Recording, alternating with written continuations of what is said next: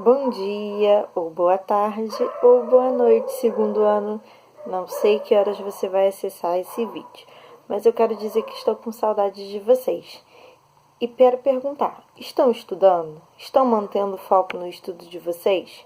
É importante não deixar a peteca cair, né? Precisamos continuar nessa força estudando, porque juntos nós vamos vencer essa batalha, esse momento difícil. Bem, hoje nós vamos falar sobre o módulo 4 da nossa apostila. O módulo 4 da nossa apostila, ele vai tratar de termos acessórios da oração e vocativo. O que seria termos acessórios? São termos que eu posso tirar da minha oração e que não vai atrapalhar o sentido dela como um todo. Tudo bem? Bem, então nós vamos começar com a adjunta de nominal. Como o nome diz, ad é o termo que fica junto do nome, né? No caso, junto do substantivo. Esse termo, ele está junto, ele está ao lado do nome. E aí, ele é representado morfologicamente por algumas classes de palavras, que são os artigos, os pronomes adjetivos, os numerais adjetivos, um adjetivo ou uma locução adjetiva. Se eu digo para vocês assim, a música de um trecho da música do Peninha, vi a minha força amarrada no seu passo. Vi a minha força amarrada no seu passo. O termo minha está ligado ao substantivo força e o termo seu está ligado ao substantivo passo. Eles estão delimitando o significado desses substantivos. Então, eles são considerados adjuntos adnominais, que é o termo que acompanha o substantivo, delimitando o seu significado. Tudo bem, meus amores? Pode acontecer dos pronomes oblíquos, tá? Eles exercerem função de adjunta de nominal. Quando isso vai acontecer? Quando eles se apresentarem com um valor de posse. Se eu digo assim para vocês, dói-me a cabeça. Esse me está substituindo o minha. Então, ele estabelece uma relação de posse. Então, se ele estabelece uma relação de posse, ele é considerado adjunto de nominal. Tudo bem, amores? Em aulas passadas, nós já vimos o que era complemento nominal, que é o termo que completa o sentido de um nome. Que nome é esse? Pode ser um substantivo abstrato, pode ser um adjetivo ou um advérbio, tá? Então, cuidado para vocês não confundirem os termos como adjunta de nominal e complemento nominal. Existem algumas dicas que vocês podem usar para poder identificar esses termos. Se eu digo assim para vocês, a crítica ao treinador foi contundente. Cuidado, que crítica é um substantivo abstrato. Se é um substantivo abstrato, ao treinador apresenta uma noção passiva, eu tenho um complemento nominal. Se o treinador é o alvo da crítica, eu tenho um complemento nominal. Agora, olha um outro exemplo. A crítica do treinador foi contundente. Esse termo do treinador já tem uma função, uma noção ativa, é de agente. Se eu tenho essa função de agente, eu tenho um adjunto adnominal. Cuidado, porque o termo ligado ao substantivo abstrato, ele pode ser complemento nominal ou pode ser adjunto de nominal. Agora, se eu tenho um termo ligado a um substantivo concreto, eu só posso ter um adjunto adnominal. Tudo bem?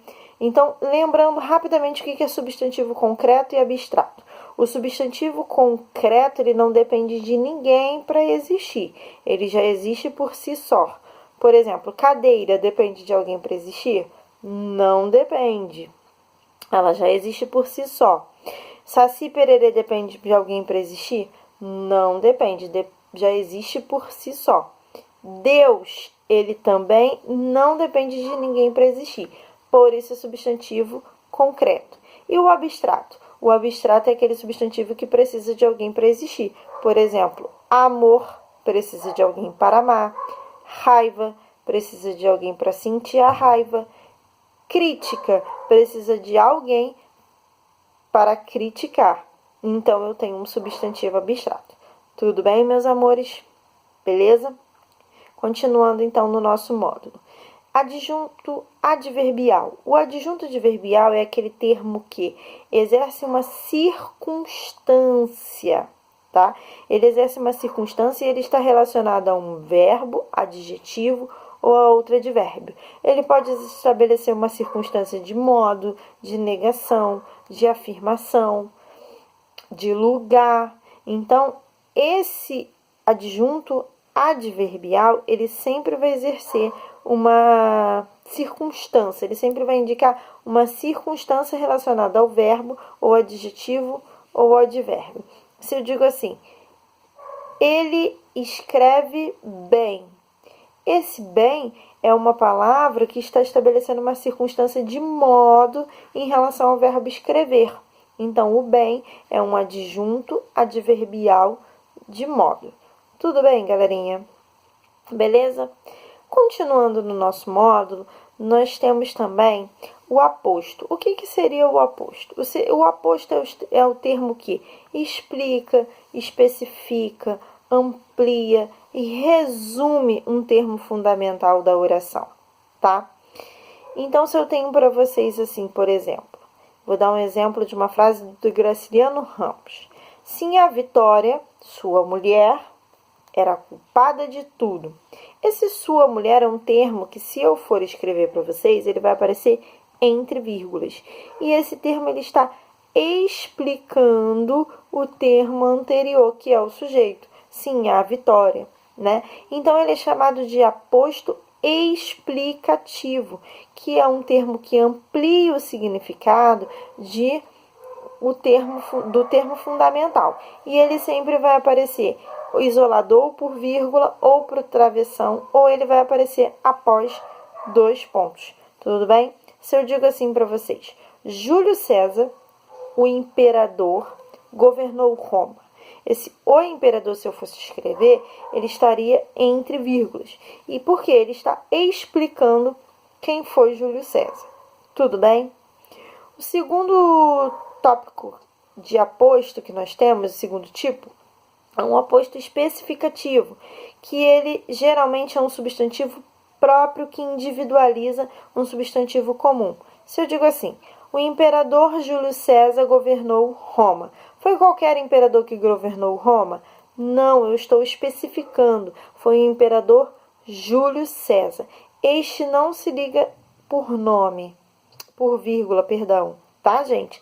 Eu não uso vírgula com esse aposto. Tudo bem? Temos também o aposto enumerativo, que enumera partes de um termo fundamental. Ele pode aparecer depois de 2 pontos, com vírgula, ou depois de travessão. Se eu digo para vocês assim, comprei várias frutas na feira, maçã, melão, uva, melancia, etc. Esse maçã, melão, uva, melancia, etc. é o meu aposto enumerativo. Eu estou enumerando aquilo que eu comprei na feira, as frutas que eu comprei na feira. Tudo bem? Nós temos também o aposto resumitivo, que é aquele que sintetiza algo que foi expresso anteriormente. Se eu digo assim para vocês, dinheiro, mulheres, fama. Nada me importa agora. Esse nada está resumindo tudo o que eu disse antes, e por isso ele é chamado de aposto resumitivo. Eu também preciso falar de 2 tipos de aposto que não estão na apostila para vocês, mas que é importante que pode aparecer no vestibular. É o aposto distributivo, ele aparece para retomar elementos do texto, tá? E quem representa esse aposto? Os pronomes demonstrativos. Se eu digo para vocês assim, João e José são ótimos. Este na música, aquele na poesia. Eu estou me referindo a João e a José, né? Os termos que apareceram anteriormente. Sendo que o este eu uso para me referir ao mais próximo, que é o José, e aquele eu uso para me referir ao que está mais longe, que é o João. Tudo bem? Vou repetir a frase. João e José são ótimos. Este, quem? José, na música, e aquele, quem? João, na poesia. Esse apóstrofo é muito usado na redação e ele pode aparecer no vestibular para vocês. Tudo bem? Por fim, eu gostaria de falar do aposto de oração, que ele se refere a uma oração inteira. Ele pode aparecer representado por um pronome demonstrativo o, ou por palavras como fato, coisa, episódio, situação. Vou dar um exemplo para vocês.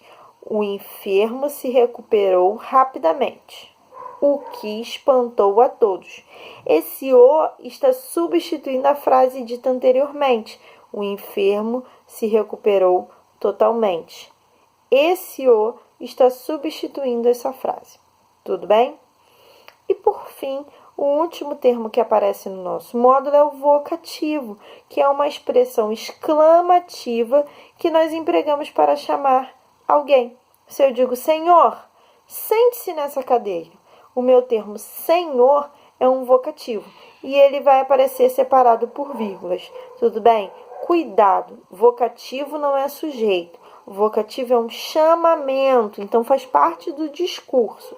Sujeito é uma outra parte da oração. Tudo bem? Então, cuidado para não confundir. O vocativo ele vai ser sempre isolado por vírgulas. Tudo bem?